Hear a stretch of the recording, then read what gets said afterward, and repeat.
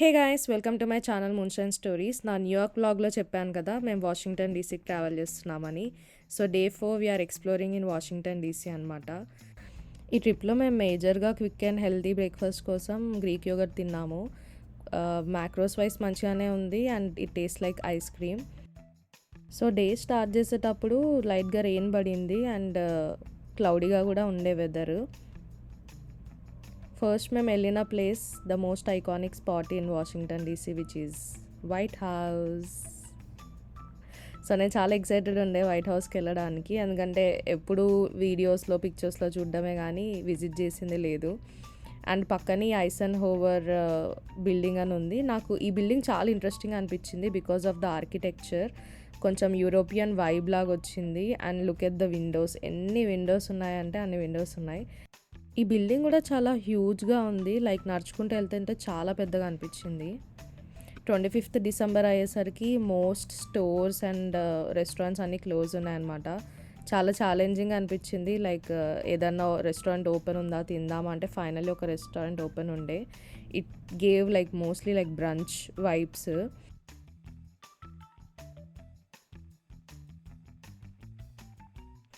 So మేము ఒక lentil soup order చేసాం. అది ఆల్మోస్ట్ మన పప్పు అని చెప్పొచ్చు, అలానే ఉంది టేస్ట్. అండ్ ఒక mozzarella sandwich and lentil salad order చేసాం.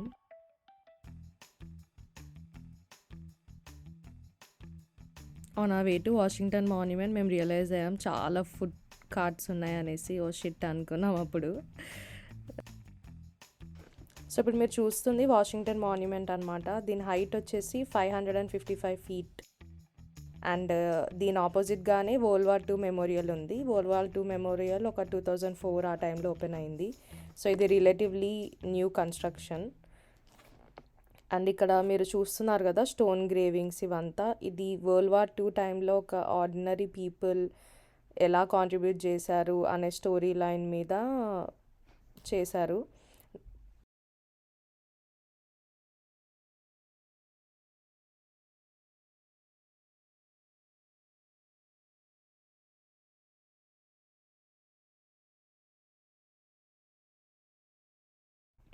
సో ఇక్కడ కనిపిస్తున్న పిల్లర్స్ ఉన్నాయి కదా, ఇవి టోటల్ ఒక 56 పిల్లర్స్ ఉన్నాయన్నమాట.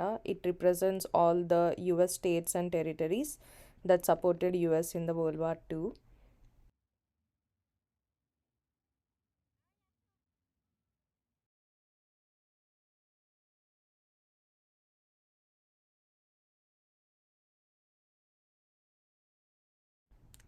డే స్టార్టింగ్లో ఎంత క్లౌడీ ఉంది కదా, అండ్ ఇప్పుడు చూడండి ఎంత సన్ వచ్చేసిందో.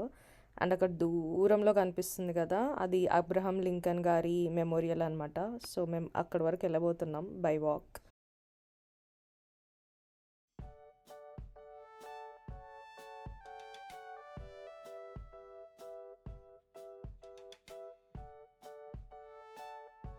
మధ్యలో కాసేపు ఆగాము రెస్ట్ తీసుకుందామని చెప్పేసి. And we found this cute buddy. అదేం తింటుందంటే మా హస్బెండ్ ఐస్ క్రీమ్ తింటుంటే ఒక చిన్న కోన్ పీస్ పడిపోయింది అనమాట. అది తీసుకొని తింటుండే.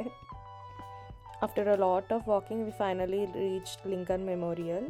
అండ్ ఇక్కడ చాలా స్టెప్స్ ఉంటాయి. మళ్ళీ ఓపిక లేదు అనుకుంటే ఆ రూట్ కూడా తీసుకోవచ్చు. యా, సో ఇది మన అబ్రహం లింకన్ గారి స్టాచ్యూ అనమాట. ఇది ఒక 19 feet హైట్ ఉంది. And both sides of the statue ఆయన 2 ఐకానిక్ స్పీచెస్ ఎంగ్రేవ్ చేసి ఉంచారు.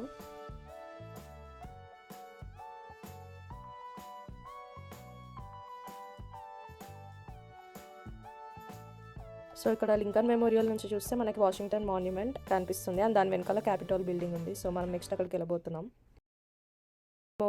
వాషింగ్టన్ మాన్యుమెంట్కి నడిచే దారిలో మాకు కొరియన్ వార్ మెమోరియల్ కూడా కనిపించింది. సో ఇక్కడ మీకు కనిపిస్తున్న సోల్జర్ స్టాచ్యూస్ ఏవైతే ఉన్నాయో ఇవన్నీ స్టెయిన్లెస్ స్టీల్తో చేశారంట. అండ్ వార్లో చనిపోయిన సోల్జర్స్ నేమ్స్ అన్నీ ఇలా ఇక్కడ ఎన్గ్రేవ్ చేశారనమాట. ఇదంతా సర్కిల్ ఉంది కదా, ఇది మొత్తం వాళ్ళ నేమ్స్కి డెడికేట్ చేశారు. నాకు ఈ స్లోగన్ చాలా నచ్చింది. Freedom is not free, it has a very deep meaning. So this is the closer view of Washington monument. ఈ స్టోన్ కలర్లో లైట్ వేరియేషన్ ఉంది, ఎందుకంటే కన్స్ట్రక్షన్ మధ్యలో ఆపేసి మళ్ళీ స్టార్ట్ చేయడం వల్ల డిఫరెంట్ స్టోన్ యూస్ చేయాల్సి వచ్చిందంట. సో వాషింగ్టన్ మాన్యుమెంట్ నుంచి మళ్ళీ క్యాపిటల్ బిల్డింగ్కి వాక్ బాగానే ఉంది, బట్ ఓపిక మాత్రం అస్సలు లేకుండే, అందుకే మేము సబ్వే తీసుకుందాం అని డిసైడ్ అయ్యాం. సో మంచి సన్సెట్ టైంకి రీచ్ అయ్యాం క్యాపిటల్ బిల్డింగ్. ఆ డోమ్ కనిపిస్తుంది కదా, అది మేడ్ ఆఫ్ స్టీల్ అంట, not stone. Capital building is a symbol of democracy and home of US Congress. Beautiful sunset capture చేసాం. స్కై ఇస్ పింక్ అంటే ఇదేనేమో. సో సేమ్ సబ్వే యూజ్ చేసుకొని మళ్ళీ మనం మార్నింగ్ చూసిన ఫుడ్ కార్ట్స్ ఉన్నాయి కదా, అక్కడికి వెళ్ళిపోతున్నాం నైట్ డిన్నర్ కోసం. వెజిటేరియన్ ఆప్షన్స్లో నాకు ఫలాఫల్ రైస్ బౌల్ మంచిగా అనిపించింది, సో అది ట్రై చేశాను.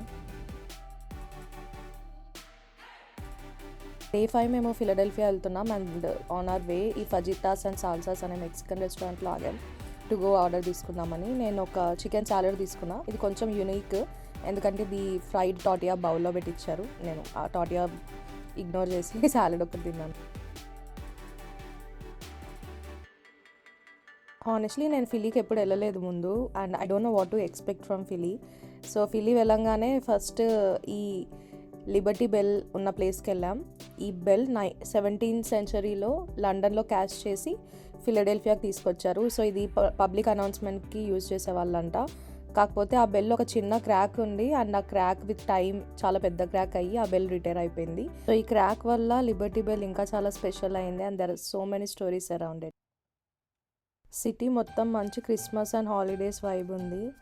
సో చాలా మంచిగా అనిపించింది సిటీ. ఈ ట్రిప్లో నేను చాలా క్రిస్మస్ ట్రీస్ చూసాను, కానీ బ్లూ కలర్లో డెకరేట్ అయిన క్రిస్మస్ ట్రీని ఫస్ట్ టైం చూస్తున్నా. చాలా యూనిక్గా ఉంది అండ్ చాలా మంచిగా అనిపించింది చూడడానికి కూడా.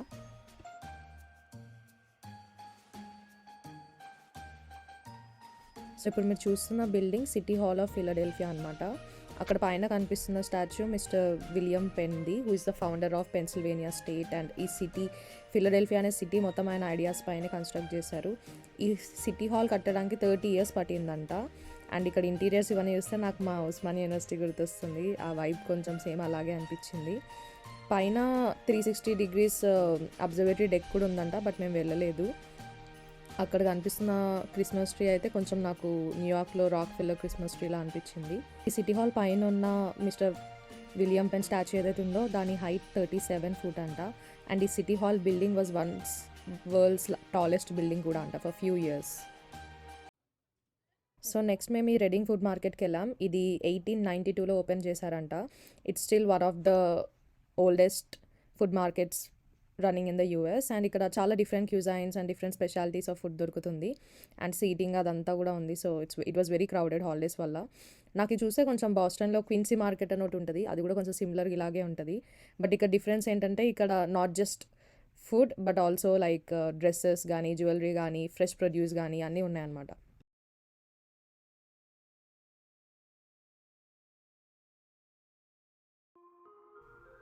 సో డే 5 ఈవినింగ్ మేము న్యూ జెర్సీకి బయలుదేరాం, and on our way it was freezing rain.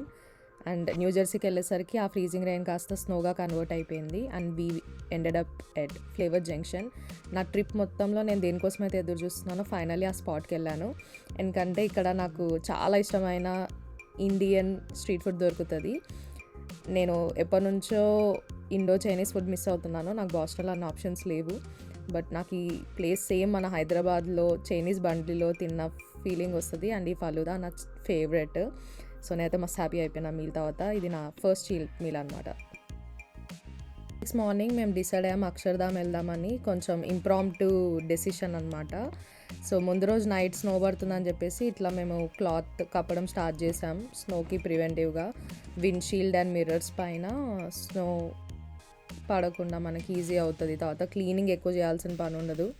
So ఈ క్లాత్ తీసేసాక మీరే చూస్తారు లైక్ విండ్షీల్డ్ మీద ఎంత ప్రొటెక్ట్ చేసింది అనేది.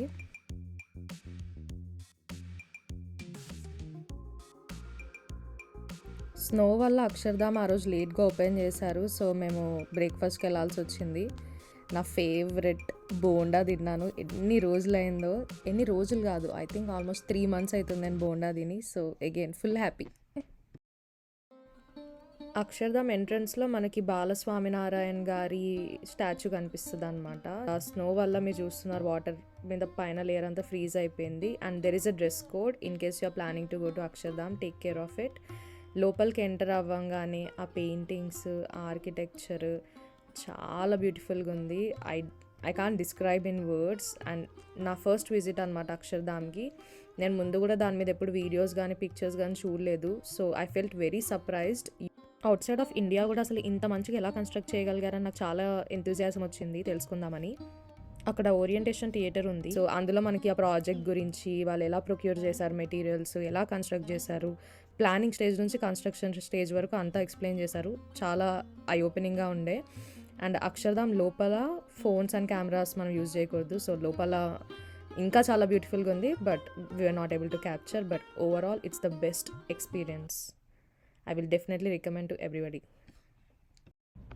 So it's lunch time and మా ట్రిప్ ఎండ్ అయిపోతుంది. సో నాకు పానీపూరి అంటే చాలా ఇష్టం. సో మళ్ళీ ఫ్లేవర్ జంక్షన్కి వచ్చాం. చాలా మంత్స్ తర్వాత పానీపూరి తింటున్నాను. లాస్ట్ టైం నేను పానీపూరి తిన్నది కూడా న్యూ జెర్సీకి వచ్చినప్పుడే.